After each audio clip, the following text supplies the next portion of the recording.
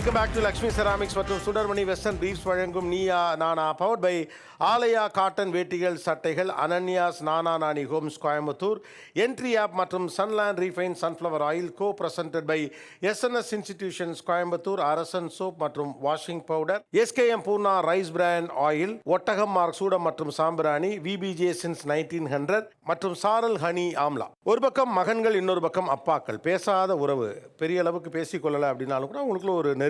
நான் ஆரம்பத்தில் சொன்னது மாதிரி ஒவ்வொரு கட்டத்தில் அப்பா ஒவ்வொரு மாதிரி நமக்கு தெரிவார். ஆரம்பத்தில் அப்பாவோட பெரிய நெருக்கம் இருக்கும். அதுக்கப்புறம் பார்த்தீங்கன்னா இடைப்பட்ட காலத்தில் அப்படியே வரப்போ அப்பா கொஞ்சம் எதிரி மாதிரி நமக்கு தெரிய ஆரம்பிப்பார். நம்ம வேறு மாதிரி புரிஞ்சிருப்போம். அதுக்கடுத்து ஒரு உடைவு ஏற்பட்டு நம்ம அவங்கள இப்போ தான் புரிஞ்சுக்கிட்டேன் அப்பாவன்னு சொல்லக்கூடிய ஒரு காலகட்டம் வரும். இதில் இந்த 2வது ஸ்டேஜ்லேருந்து வரேன். நீங்கள் எப்படி தப்பாக புரிஞ்சுட்டு இருந்தீங்க, அல்லது என்ன எவ்வளோ வில்லனா அவர் இருந்தார், ஆனால் அதுக்கப்புறம் அப்பாவின் அருமை எனக்கு இந்த இடத்துல புரிஞ்சுது? சார், எனக்கு ஒரு விவரம் தெரிஞ்ச நாள்லேருந்து ஒரு பிராண்டட் ஷர்ட்டோ பிராண்டட் ஒரு ஷூவோ, நான் ஜீன்ஸ் போட்டதே கிடையாது. வாங்கி கொடுத்ததெல்லாம் ஸ்லிப்பரு. நல்ல நாளில் ரம்ஜான் பக்ரீத் இருந்தால் கூட அவர் என்ன கலரில் சட்டை எடுப்பாரோ அதே கலரில் 2 மீட்டர் அதிகமாக எடுத்து எனக்கும் தச்சு தான் கொடுப்பாரு. அவர் போட்டிருந்த கலர் பேண்ட்டு தான் நானும் போடணும். அது மாதிரி ஒரு ரெடிமேடுக்கு போனதே கிடையாது. நான் டிஷர்ட் போட்டதே கிடையாது. ஒன்ஸ் நான் சம்பாரித்து அதை வாங்கி போடும்போது இதுதான் பெருமை அப்படின்னு நினச்சிட்டு இருந்தேன். இன்றைக்கி என்னுடைய மகனுக்கு நான் செய்யும்போது தெரியுது, இதுலன்னா ஒரு நல்ல விஷயம் இருக்குது போருக்கு. அன்றைக்கி அவர் சொல்லி கொடுத்த அந்த பாடம், எவ்வளோ கஷ்டப்பட்டாலும் நம்ம வந்து சிம்பிளாக வாழணும். அவர் வந்து மொட்டை மாடியில் படுத்து நட்சத்திரத்தை பார்த்து யோசிக்கணும்டா அப்படின்னுவார். ஸோ ஆரம்பத்தில் அவருடைய கொள்கைகளுக்குள்ளே உங்களை வளர்க்குறப்ப உங்களுக்கு எரிச்சலும் கோபமும்? கண்டிப்பாக சார், கண்டிப்பாக. பின்னால் நீங்கள் வரப்போ தான் தெரியுது சிம்பிளிசிட்டி இஸ் எவ்வளோ இம்பார்ட்டன்ட். கஷ்டப்படும் போது எவ்வளோ இம்பார்ட்டன்ட்டு, அதை எப்படி அந்த வாழ்க்கையை எப்படி ஏற்றுக்கிறதுன்ற தன்மை நான் கஷ்டத்தில் இருக்கும்போது தெரிஞ்சது சார். எப்போது வில்லனாக தெரிந்தார், எப்போது புரிந்து கொள்ள ஆரம்பித்தீர்கள்? அப்பாவை எப்போது புரிந்தது? 2012-13 நினைக்கிறேன். ஆக்சுவலாக அவர் ரிட்டையர்ட் ஆகிட்டார். ரிட்டையர்ட் ஆகி ஒரு 4-5 வருஷம். அவரோட சேவிங்ஸ் ஒரு 6 லட்ச ரூபா இருந்தது. ஸோ நாங்கள் இருக்கிற வீட்டுக்கு அப்பா அம்மா ரொம்ப நாளாக நான் கூப்பிட்டுக்கிட்டே இருந்தேன். மாடியில் வீடு கட்ட போகிறேன்ப்பா, நீங்கள் வந்துடுங்க அப்படின்னு சொல்லிட்டு நான் அவர் ஒரு 5 லட்ச ரூபா, 10 லட்ச ரூபா, 8 லட்ச ரூபா கிட்ட வச்சுருந்தாரு. நான் ஒரு 5 லட்ச ரூபா பணம் கேட்டேன். சட்டுன்னு முடியாதுன்ட்டார். இல்லைப்பா முடியாது, கொடுக்க முடியாது அப்படின்ட்டார். பயங்கர கோவம். ஏன்னா நம்ம அவ்வளோ செஞ்சுருக்கோம், குடும்பத்தை தம்பியை நான் படிக்க வச்சேன், ஃபேன் தான் பண்ணோம், எல்லாமே முடியாதுன்ட்டார். ஸோ அந்த இன்சிடென்ட்டுக்கு அப்புறம் நான் அதை பற்றி அன்றைக்கி மூஞ்சி அடிச்ச மாதிரி நானும் சொல்லிட்டேன். இதுக்கப்புறம் அந்த 10 லட்ச ரூபா என்ன பண்ணால் நீ வச்சுருக்கியோ அதை நான் வந்து என்றைக்குமே அவன்கிட்ட கேட்க மாட்டேன், என் லைஃப் லாங் நான் அதை கேட்க மாட்டேன் அப்படின்னு மூஞ்சி அடித்த மாதிரி சொல்லிட்டேன். அந்த இன்சிடென்ட் அப்படியே முடிஞ்சு போச்சு. அதுக்கப்புறம் அவரும் அதை பற்றி பேசவே இல்லை. எங்கள் அம்மாலாம் தவறினதுக்கப்புறம் ஒரு நாள் வந்து என் கூட உட்காந்து என் கையை பிடிச்சிட்டு உட்கார வச்சு சொன்னார், இந்த பாருப்பா தம்பி, நான் ஏன் அன்றைக்கி அதை நான் தரமாட்டேன்னு சொன்னேன் அப்படின்னு. அது ஒன்று தான் எனக்கும் அவளுக்குமான ஆதாரம். நான் 30 வருஷம் உழைச்சி சேர்த்து வச்ச சொத்து பணம் அது. ஸோ அதை நம்பி தான் என் புருஷன் என்னை கைவிட்ட மாட்டான், எந்த கண்டிஷன்லேயும் அவனுக்கு ஒரு மரியாதை இருக்கும்னு நினச்சி வச்சுருந்த பணம் அது. அதை வந்து நான் எப்படி என்னால் கொடுக்க முடியும்? அதனால தான் அங்கே எனக்கு பொண்டாட்டியா பிள்ளையான்னு பார்க்கும்போது எனக்கு பொண்டாட்டி தான். ஸோ அவளுக்கான நம்பிக்கை தான் அது. அந்த ஒரே காரணத்தினால தான் நான் கொடுக்க மாட்டேன்னு சொன்னேன். இன்றைக்கி அவள் இல்லை, நீ என்னை பார்த்து பார்க்குற நம்பிக்கை எனக்கு எப்பயுமே இருக்குது, என்ன வேணால் எடுத்துக்கோ நீ அப்படின்னாரு. நான் வேணா கூட என் பிள்ளைகள்கிட்ட நிற்கிறேன், என் பொண்டாட்டி வந்து நிற்கக்கூடாது. அதுதான் காதல். அதுதான் என் மனைவியை நான் கௌரவமாக தான் வச்சிருப்பேன் இருக்கிற வரைக்கும். இதில் ஒரே ஒரு விஷயம் நான் கோட் பண்ண சார், அந்த காதல்னு சொன்னதுனால. எங்கள் அம்மாவும் அப்பாவும் காலையில் காஃபி குடிப்பாங்க. எங்கள் அம்மா காஃபி போட்டுட்டு வந்து உட்காருவாங்க.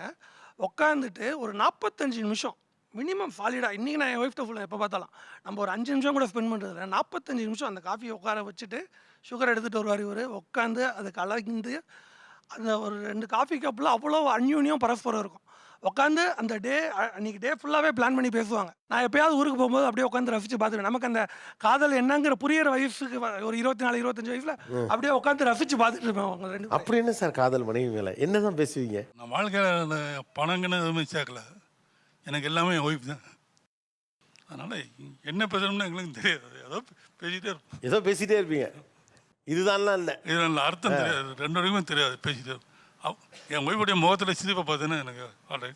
உங்களுக்கும் உங்கள் மனைவிக்குமான காதல் தான் உங்களுடைய 3 பிள்ளைகளை வளர்த்துருக்கு, அவங்கள ஆளாக்கியிருக்கு. ஆக்சுவலாக லவ் தான் ரொம்ப பவர்ஃபுல் சார். ஏன்னா அந்த பிள்ளைங்க சந்தோஷமாக வீட்டுக்குள்ளே சண்டை இல்லாமல், சாப்பாடு பெருசாக இல்லைனாலும் கூட அம்மா அப்பாவுடைய அவர் சொல்கிறார் 24 வயசில் காதல்லாம் என்னன்னு நான் ஆசைப்பட்ட காலத்தில் அம்மா அப்பாவோட காதலை கண்ணு முன்னால் பார்த்துருக்கேன். உங்கள் காதல் தான் எல்லாரையும் வளர்த்துருக்கு. வேறு எப்போது அப்பா வில்லனாக இருந்தார், எப்போது அப்பாவை? ஒரு 3 முக்கியமான தருணத்தில் எனக்கு எங்கள் அப்பா வில்லனாக தெரிஞ்சார் சார்.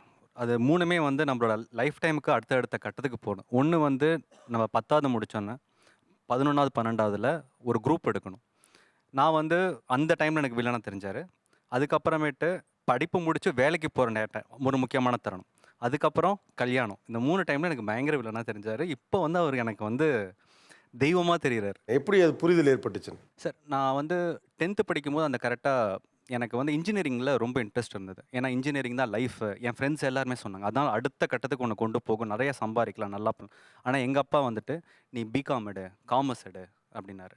நான் காமர்ஸ் எடுத்தேன். எங்கள் காலேஜில் காலேஜ் டாப்பராக வந்தேன்.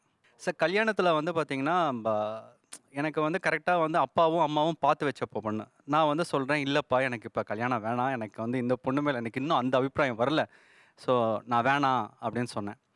அது வந்து கரெக்டாக ஒரு வருஷம் 2 வருஷத்துக்கு அப்புறமேட்டு எனக்கு வந்து எங்கள் அம்மாவுக்கு அப்புறமேட்டு என் ஒய்ஃப் தான். சாரி. ஸோ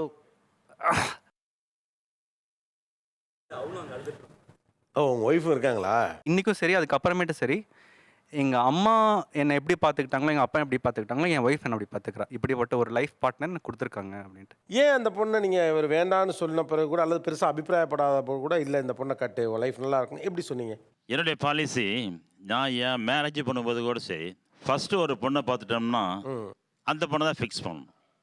ஒரு பொண்ணை பார்த்துட்டு வேணான்னு சொல்லிட்டோம்னா மனசு அவ்வளோ வலியாக இருக்கும். இந்த மாதிரி நிறைய தமிழ்நாட்டில் நல்ல இது மாதிரி பாலிசி நிறைய பேர் சொல்லி கேட்டிருக்கேன் நம்ம ஷோலேயே. ஒன்று நீ பொண்ணு பார்க்கலாம் போகக்கூடாது, பொண்ணை போய் பார்த்துட்டேன்னா அந்த பொண்ணை தான் கட்டணும். அதெல்லாம் முன்னாலே எங்கேயோ பார்த்து கொண்டு முடிவு பண்ணிட்டு பாரு, முடிவு பண்ணி பார்க்கணும். ஒருவேளை நீங்கள் அந்த பொண்ணை கட்டாம விட்டுருந்தா என்ன ஆயிருக்கும் கீர்த்தனா? ஐயோ ஐயோ சொல்லி முடிக்கிறதுக்கு ஐயோ வந்துருச்சேன்.